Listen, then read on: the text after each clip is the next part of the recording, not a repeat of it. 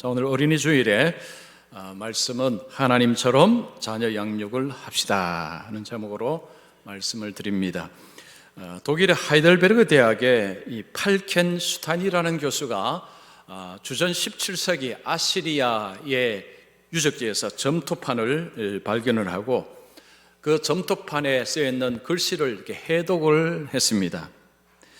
자, 그래 거기에 이런 내용이 있었습니다. 여러분 설교 들어보시면요, 어디에 갔다 왔느냐? 아무 데도 안 갔는데요. 왜 공부는 안 하고 집에서 빈둥거리고 있느냐? 제발 철 좀 들어라. 주전 17세기입니다. 주전 17세기에 부모, 아버지와 아들의 대화 될 수도 있고 엄마와 딸의 대화 될 수 있는데, 어쨌든 부모와 자식 간의 대화입니다. 이거 보면 여러분 무슨 생각 드십니까?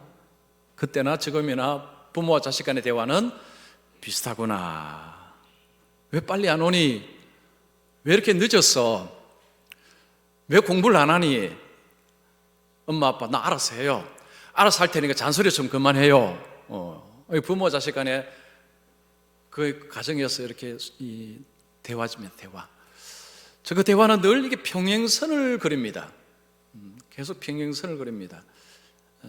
그런 우리가 대화를 이렇게 보면요, 느껴지는 것은 옛날이나 지금이나 이 부모가 자식을 교육한다는 것은 참 힘든 일이다 라는 것을 우리가 느낄 수 있습니다. 자, 오늘 어린이 주일입니다. 여러분, 목회자가 제일 부담스러운 주일이 두 번입니다. 어린이 주일, 어버이 주일. 저도 제가 아이들이 어렸을 때는 별로 부담이 안 됐습니다. 근데 아이들이 이제 크면서 성인이 되고 하니까요, 이제 이 어린이 주일 설교가 이제 부담이 되기 시작했습니다. 왜 그럴까요? 이게 자녀를 키운다는 것이 생각보다 어렵다는 것을 체험을 하고 있기 때문입니다. 그래서 자녀 교육은 큰 소리를 칠 수가 없습니다. 그러다 보니까 어린이 주일이 다가오면 이번 주에는 뭘 설교를 해야 되나, 어떻게 설교를 해야 되나 라는 이런 고민이 있습니다.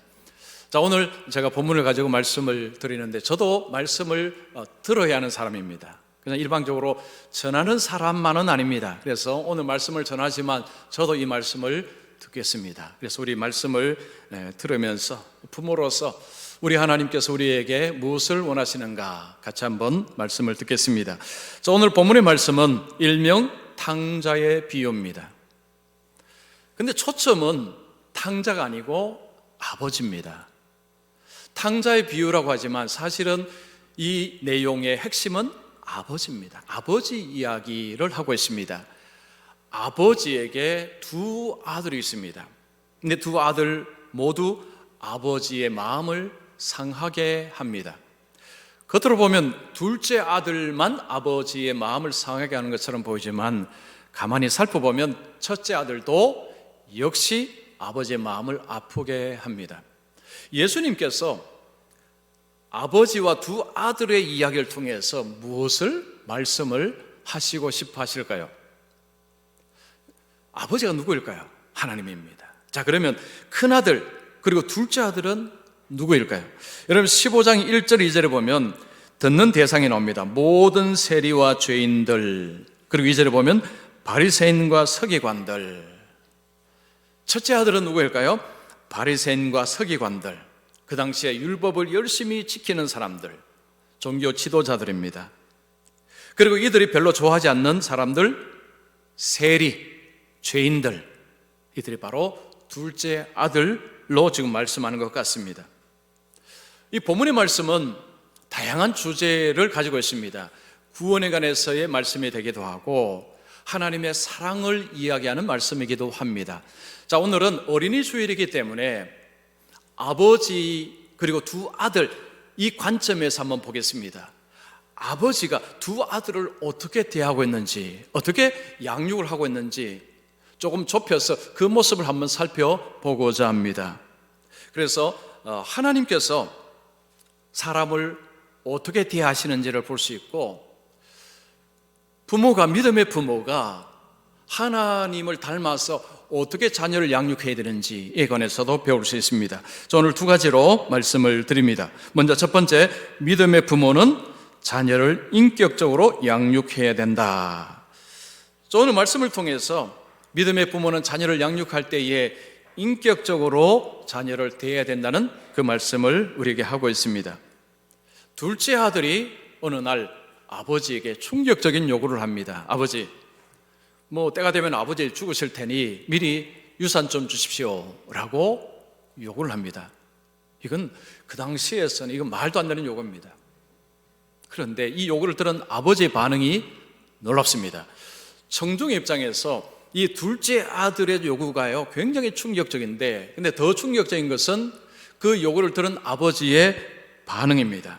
아버지는 그 아들의 요구를 그대로 들어줍니다. 12절 보십시오. 그 둘째가 아버지에게 말하되 아버지여 재산 중에서 내게 돌아올 분깃을 내게 주소서 하는지라. 아버지가 그 살림을 각각 나누어 주었더니, 각각 둘째 아들이 달라고 둘째 아들도 주고 그리고 첫째 아들도 주었다는 말씀입니다. 둘째 아들은 아버지가 삶에 별로 필요하지 않다고 생각하는 아들이었습니다. 아버지 없이 돈만 있으면, 아버지는 없어도 괜찮습니다. 돈만 있으면 내 인생 멋지게 그렇게 살 수 있을 것이라 생각하는 아들이었습니다. 그래서 그 유산을 돈으로 바꾸어서 멀리 떠났습니다. 13절 보십시오. 그 며칠이 안 되어 둘째 아들이 재물을 다 모아가지고 먼 나라에 가. 그 많은 돈을 가지고 먼 나라로 갔습니다. 그 돈 어떻게 쓸까요? 펑펑 씁니다. 13절에 보십시오. 허랑방탕하여 그 재산을 낭비하더니, 여기서 허랑방탕이라는 표현은 곡식을 하늘로 이렇게 던지는 행위라고 합니다. 곡식을 하늘로 던지는 것은 쭉정이와 알맹이를 분리하기 위해서 그 표현이라고 합니다. 둘째 아들이 그 유산을 가지고 나가서 그 돈을 그냥 뿌려댄 것입니다. 그냥 펑펑 그냥 뿌려댄 것입니다. 여러분, 아무리 돈이 많아도 그냥 뿌려대면 곧 바닥을 드러낼 수밖에 없습니다.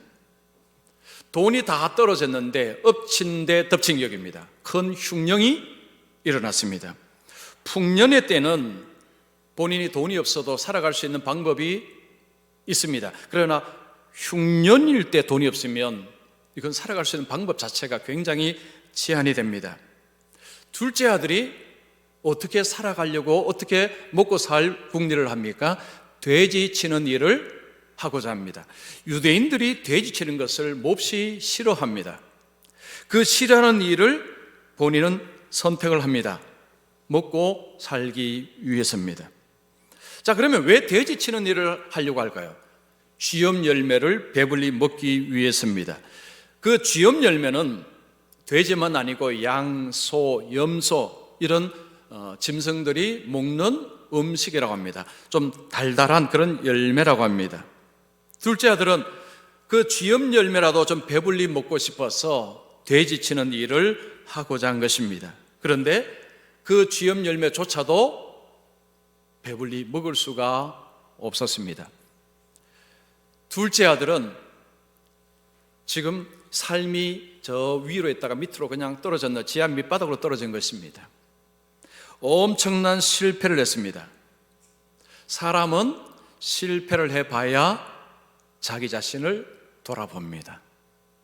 승승장구하는 사람은요 결코 자기 뒤를 돌아보지 않습니다. 앞만 봅니다. 그러나 실패한 사람은 본능적으로 뒤를 돌아봅니다.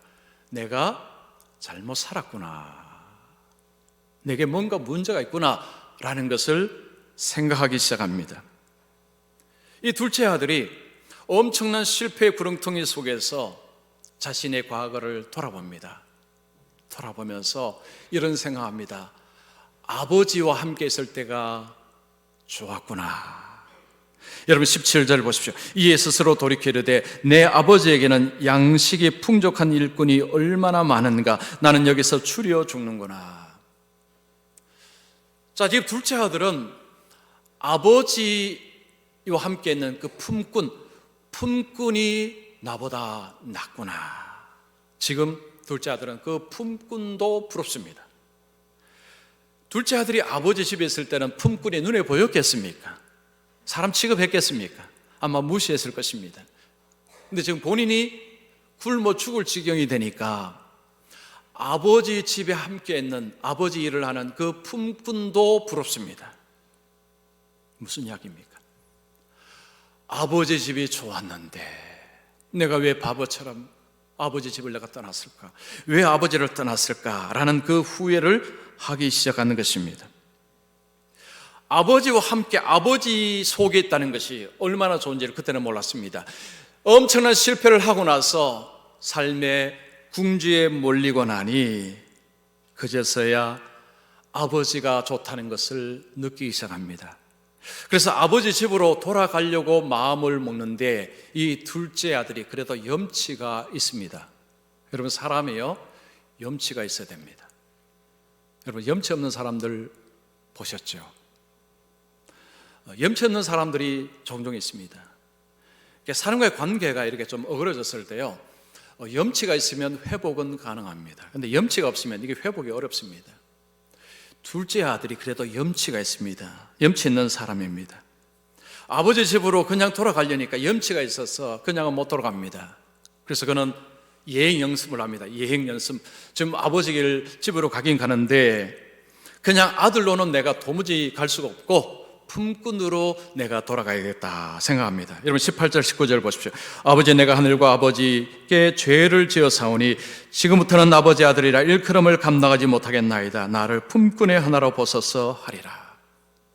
예행 연습입니다. 지금 아직 아버지 가지 않았으면 내가 아버지 만나면 아버지, 나는 이제 아버지 아들이 아닙니다. 나를 품꾼으로 그냥 그렇게 받아주시면 좋겠습니다. 둘째 아들이 아버지 집을 떠날 때는 자신만만했습니다. 이제 돈을 가졌겠다, 아버지를 떠났겠다, 자유, 성공, 자기 앞에 딱 펼쳐질 줄 알았습니다. 근데 지금 처지가 어떻습니까? 완전히 저 지하 밑바닥으로 떨어졌습니다. 아주 비참한 인생, 실패자의 인생, 그런 인생의 모습이 지금 그의 모습입니다. 자, 그러면 둘째 아들이 이런 가운데서 아버지는 뭐 하고 계십니까? 아버지는 둘째 아들이 떠난 후에 아들을 기다리기 시작합니다. 아버지는 다 알고 있습니다. 아버지는 세상이 어떤지 이미 알고 있습니다. 세상이 얼마나 험한지 알고 있습니다. 돈 관리할 줄 모르는 그 아들이 그 돈을 갖고 있을 때 세상이 그 돈을 가만두지 않을 것임을 알고 있습니다. 곧 그 돈을 다 잃어버릴 것임을 아버지는 알고 있습니다. 알고서도 주었습니다. 그리고 그 아들이 돌아올 날을 아버지는 기다리고 있었습니다. 그래서 집 밖으로 나가서 이제 아들이 올 것이라 생각하고 아들을 기다리는 것입니다. 어느 날 아버지가 집 밖에 나가는데 저 멀리서 행색이 초래한 젊은이가 옵니다. 아버지 눈에는 딱 보입니다. 아들이구나. 기다리는 사람은 멀리서도 알아봅니다. 거지꼴이 되온 그 아들을 보자마자 아버지는 달려갑니다. 여러분, 유대인의 아버지들은 달리지를 않습니다. 그건 달리지 않습니다. 근데 지금 아버지는 달립니다. 그리고 아들을 끌어안습니다. 입을 맞춥니다. 20절 보십시오. 아직도 거리가 먼데 아버지가 그를 보고 측은히 여겨 달려가 목을 안고 입을 맞추니 먼 거리였는데 아버지는 알아보고 달려가서 아들을 끼어안습니다. 아들은 아버지가 달려와서 자기를 껴안을 때 뭐 어찌할 줄은 모르겠죠. 그러면서 그가 그 전에 준비한 고백을 합니다.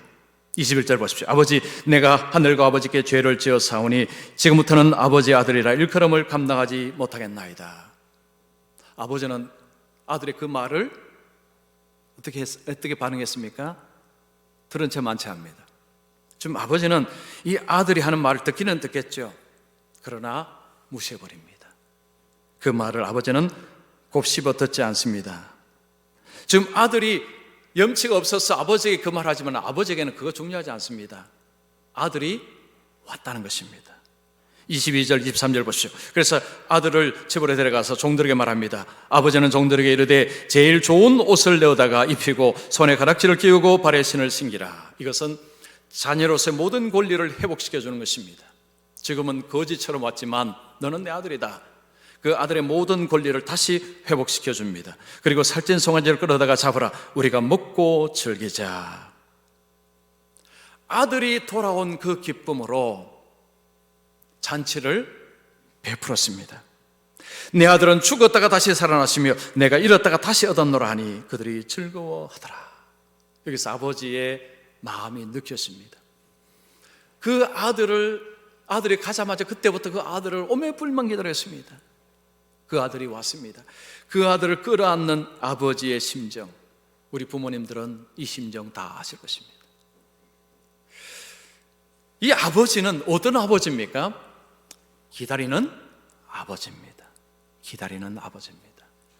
아들이 아버지의 돈을 가지고 떠났을 때 그때부터 아버지는 기다립니다. 아들이 실패할 줄 뻔히 알고 있습니다. 그런데 그 길을 열어줍니다. 실패를 허용하는 아버지입니다.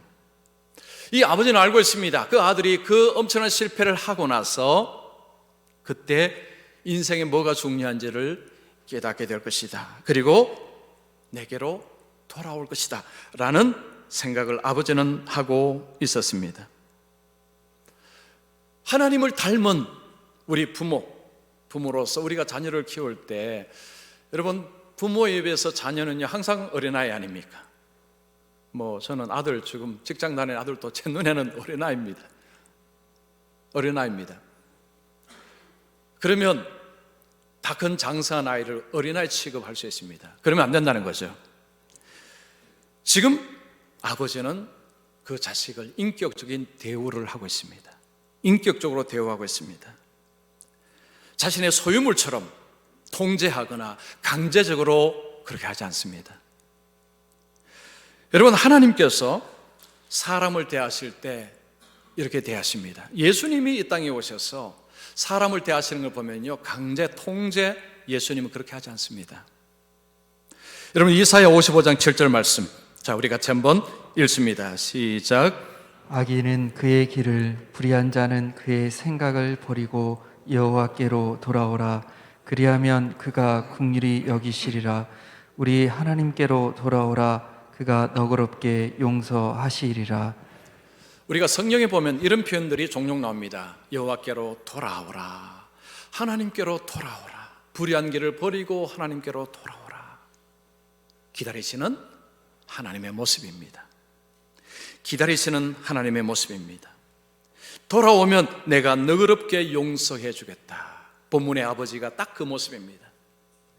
자식이 아버지가 싫다고 그냥 뛰쳐나갔습니다. 다 잃었습니다. 그 아들이 돌아오자 무조건적으로 받아주는 그 아버지. 우리가 섬기는 하나님은 바로 그런 하나님이십니다. 자, 하나님은 기다리시고 참으시고 이런 하나님으로 우리를 대하셨습니다. 본문의 아버지는 하나님이라고 말씀드렸습니다. 우리가 자녀를 키울 때 마음에 들지 않는 때도 많고, 좀 조정하고 싶은 그런 마음이 들 때도 많고, 한두 번이겠습니까? 여러분, 자녀 교육 전문가들이 예수 믿는 사람이든 믿지 않는 사람들이든지 간에 공통적으로 하는 이야기가 바로 기다리십시오. 기다리셔야 됩니다. 그 이야기를 참 많이 합니다. 오늘 이 하나님도 기다리십니다. 본문의 아버지도 기다리십니다. 인격적으로 대우하지 않으면 기다리지 못합니다. 자녀는 우리의 소유물이 아닙니다. 내 마음대로 내가 그냥 좌지우지할 수 있는 존재가 아니라는 것입니다. 인격체라는 거죠. 인격체, 인격적으로 대우하는 것이, 하나님께서 우리를 그렇게 하셨듯이 우리 또한 자녀들에게 그렇게 하는 것이 하나님께서 원하시는 뜻이라는 것을 오늘 말씀을 통해 배울 수 있습니다. 그래서 자녀가 좀 마음에 들지 않아도 좀 기다릴 수 있는 부모, 그냥 기다리겠습니까? 기도하면서, 그죠? 기도하면서 기다리는 부모, 바로 주님을 닮은 부모라고 할 수 있습니다. 자, 두 번째입니다. 믿음의 부모는 자녀를 무조건적인 사랑으로 양육해야 합니다. 자녀를 사랑하되 무조건적인 사랑으로 자녀를 양육해야 됩니다. 보통 옛날 이야기는 여기서 그냥 끝날 것입니다. 둘째 아들이 아버지를 떠나갔다가 거지꼴이 되어서 돌아와서 이제 아버지의 자녀가 되어서 행복하게 잘 살았다. 보통 옛날 이야기는 여기서 끝납니다. 그런데 지금 예수님은 또 다른 이야기를 하고 있습니다. 첫째 아들 이야기입니다. 맏아들입니다.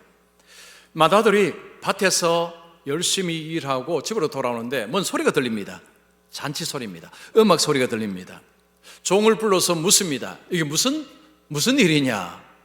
종이 말합니다. 당신의 동생이 돌아왔습니다. 당신의 아버지가 잔치를 벌였습니다. 그때 맏아들의 반응이 놀랍습니다. 분노합니다. 그리고 들어가려고 하지 않습니다. 28절 보십시오. 그가 노하여 들어가고자 하지 아니하거늘. 아니 왜 맏아들이 분노합니까? 누구 때문에 분노하는 것입니까? 겉으로는 동생 때문에 하는 것 같지만 사실은 아버지 때문에 분노하는 것입니다. 지금 맏아들이 잔치에 들어가지 않고 서성대니까 아버지가 그걸 봅니다. 아버지가 들어가자 라고 합니다. 그때 맏아들이 아버지에게 불만을 쏟아냅니다. 29절 30절 보십시오. 내가 여러의 아버지를 섬겨 명을 어김이 없거늘 내게는 염소 새끼라도 주어 나와 내 벗으로 즐기게 하신 일이 없더니 아버지의 살림을 창녀들과 함께 삼켜버린 이 아들이 돌아오매 이를 위하여 살찐 송아지를 잡으셨나이다. 지금 첫째 아들의 이야기 무슨 이야기입니까? 불공평하다는 것이요. 아버지 지금 차별 대우하시는군요. 이런 이야기입니다. 나는 아버지를 위해서 지금까지 열심으로 일했는데 아버지 나를 위해서 염소 새끼 한 마리 잡아주셨습니까? 근데 저 나쁜 놈은 아버지의 재산 다 말아먹고 왔는데 살찐 송아지를 잡아주시다니요. 이게 웬일입니까? 어떻게 아버지가 이러실 수 있습니까? 너무 불공평합니다. 너무 차별 대우하십니다. 여러분, 맏아들의 이야기가 말이 됩니까? 안 됩니까? 말이 됩니까? 안 됩니까? 말이 됩니다. 요즘 말이 되죠.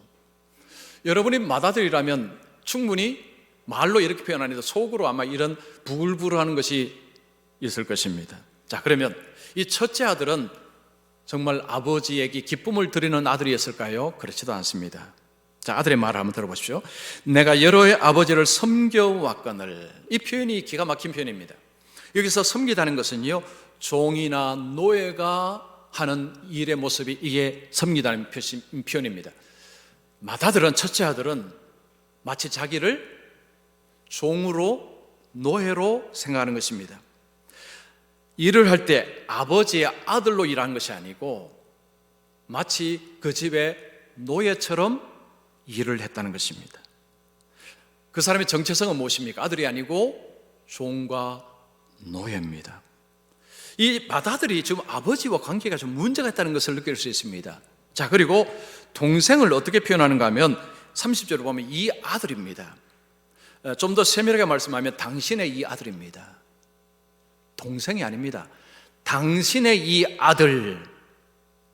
맏아들은요, 동생이 아버지의 재산을 가지고 나갔을 때 이미 남이라고 선을 그은 사람입니다. 전 내 동생 아니다. 전 나쁜 놈은 나와 아무 상관없다.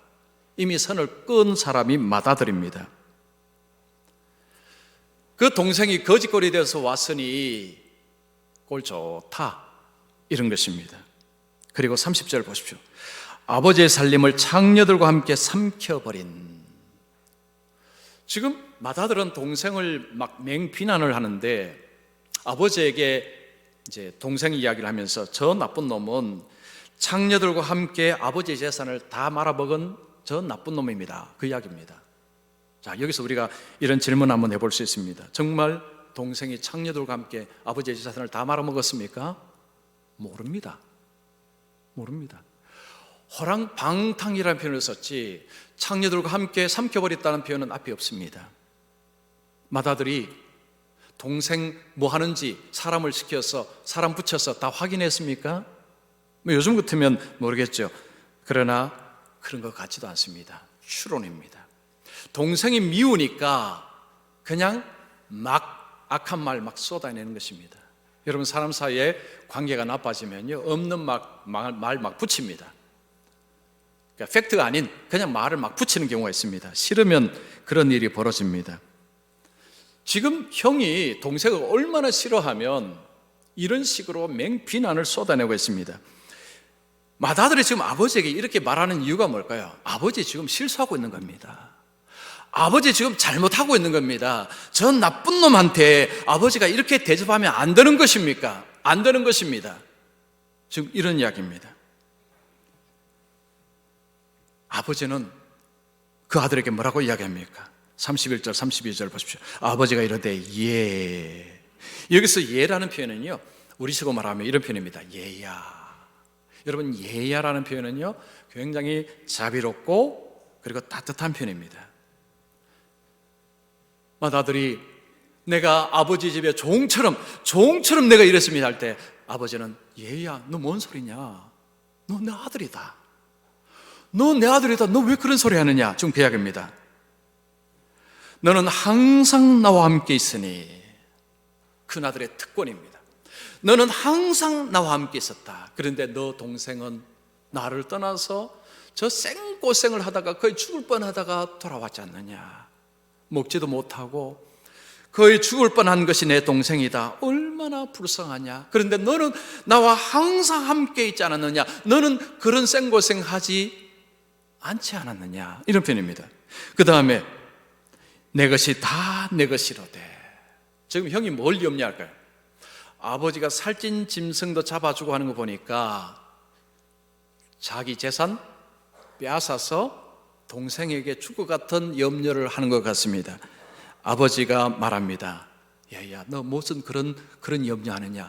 이거 다 내 것이다. 우리가 앞에서 각각 살림을 나눠줬다라는, 유산 나눠줬다는 표현을 봤죠. 형은 더 많은 몫을 주었습니다. 이 형은 이미 그저 그 아버지에게 그 몫을 이제 받은 것입니다. 그래서 지금 아버지가 말합니다. 이거 다 네 것이다. 이거 다 내가 주지 않았느냐? 그럼 걱정하지 말아라. 너 동생이 왔다고 해서 이건 변하지 않는다. 이거 다 내 것이다. 그리고 그 다음에 말합니다. 너 동생, 아버지는 교정해 줍니다. 형은 뭐라고 했습니까? 이 나쁜 아들이 당신의 이 아들 라고 했습니다. 근데 아버지는 아니야, 너 동생이다. 너 동생이다. 교정시켜 줍니다. 죽었다가 살아났으며 내가 잃었다가 얻었기로 우리가 즐거워하고 기뻐하는 것이 마땅하다, 당연하다는 것입니다. 이거 다 내 것이고 이거 다 그냥 이거 다 내게 주었지 않느냐? 걱정하지 말아라. 동생 죽을 뻔하다가 돌아왔다. 얼마나 좋으냐? 이 좋은 날 잔치하는 것, 이거 당연하지 않느냐? 아버지가 그런 이야기를 합니다. 여러분, 첫째 아들이 잔치에 들어갔을까요? 안 들어갔을까요? 그건 알 수가 없습니다. 자, 첫째 아들이 누구라고 했습니까? 그 당시에 바리새인들, 서기관들이라고 했죠. 여러분, 바리새인들과 서기관들의 우리가 삶을 보면 들어갔다고 보기가 어렵습니다. 그들은 끝까지 저항했습니다. 하나님의 사랑에 저항했습니다. 예수 그리스도를 미워했습니다. 지금 첫째 아들은 아버지에게 이런 이야기하는 것입니다. 아버지의 사랑 잘못되었습니다. 저 둘째 아들, 자기는 동생으로 말하지 않았습니다. 저 나쁜 놈은 아버지의 사랑을 받을 자격이 못 됩니다. 나는 자격이 있습니다. 나는 자격이 있지만 저 나쁜 놈은 아버지의 사랑을 받을 자격이 없습니다. 근데 지금 아버지가 저 자격 없는 자에게 저런 사랑을 주다니요, 이건 잘못되었습니다. 그 이야기입니다. 여러분, 오늘날 세상은 전부 조건적입니다.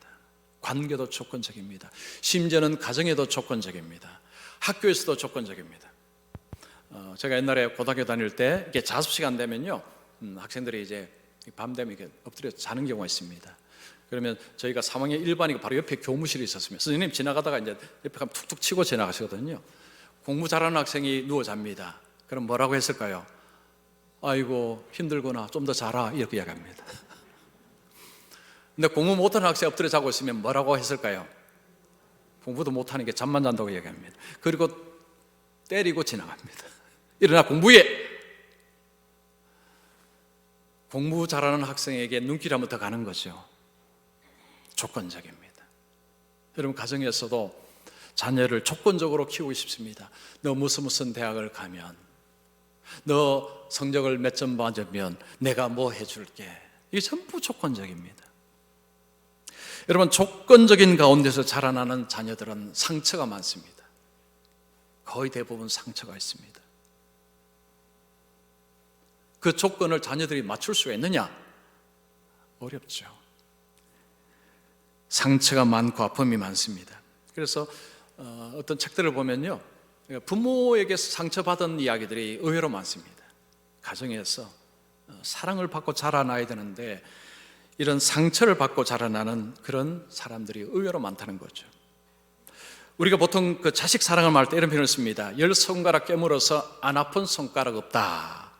10손가락 깨물어서 안 아픈 손가락 없다라고 이야기합니다. 그 말 맞는 말이죠. 다 이렇게 깨물으면 다 아픕니다. 그런데 여러분, 손가락 하나에 상처가 있다면요, 10손가락 깨물었을 때 어떤 손가락이 더 아플까요? 상처 있는 손가락이 더 아픕니다. 이게 무슨 이야기입니까? 여러분, 자녀가 한 5명, 저희도 형제가 5명입니다. 5명 중에서 자녀 1명이 너무 삶이 힘듭니다. 세상에서 실패하고 너무 삶이 어렵습니다. 부모가 그 자식을 어떻게 대합니까? 마음을 더 줍니다. 마음이 더 갑니다. 그리고 뭔가 자꾸 이렇게 줍니다. 그럴 수밖에요. 더 아프기 때문에. 만약에 다른 형제가 그걸 보고 아버지, 어머니 어떻게 그럴 수 있습니까? 아니, 자녀를 똑같이 대하셔야죠. 왜 더 줍니까? 라고 하면 부모님이 뭐라고 합니까?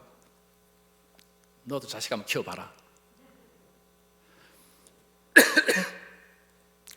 너도 자식 한번 키워봐라. 그러면 내 마음 알 것이다. 이게 부모 마음입니다. 여러분, 부모는요, 이런 그 조건이 아닌 무조건적인 사랑, 이게 바로 부모가 자식에게 줘야 될 사랑입니다.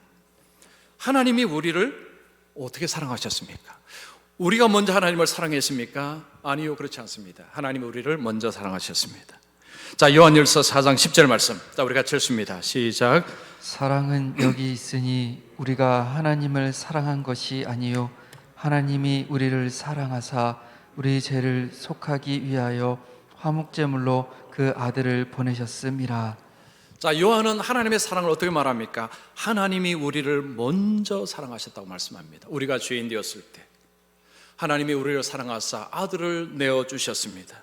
그 아들이 우리를 위해서 십자가에 죽으셨습니다. 하나님은 먼저, 조건적으로 아닙니다. 무조건적으로. 우리가 죄인 되었을 때, 아무 자격이 없을 때 하나님은 우리를 사랑하셨습니다. 이것이 하나님의 사랑입니다. 하나님처럼 자녀를 사랑한다는 것은 바로 이런 것이죠. 하나님께서 무조건적으로 우리를 사랑하셨듯이 우리 자녀들을 대할 때도 바로 그런 무조건적인 사랑, 어떤 조건을 가지고 하는 것이 아니라 그냥 내 자식이기 때문에, 그냥 내 아들이기 때문에, 그냥 내 딸이기 때문에 그냥 그 자체로 사랑하는 것입니다.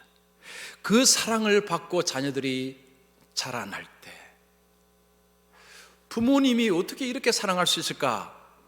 부모님 어떻게 사랑합니까? 하나님 덕분에. 그럴 때 그 자녀들이 부모 너머에 계신 하나님을 보게 됩니다. 여러분, 저는 제가 목사 아들로서 저는 그런 사랑을 받았고요. 제가 목사가 될 수 있었던 가장 큰 이유는 바로 거기 있습니다. 물론 하나님의 부르심이 있지만요, 그 부모님의 사랑이 너무 컸기에 도대체 그 부모님 사랑은 어디서 온 것이냐? 위에서 왔습니다. 위에서.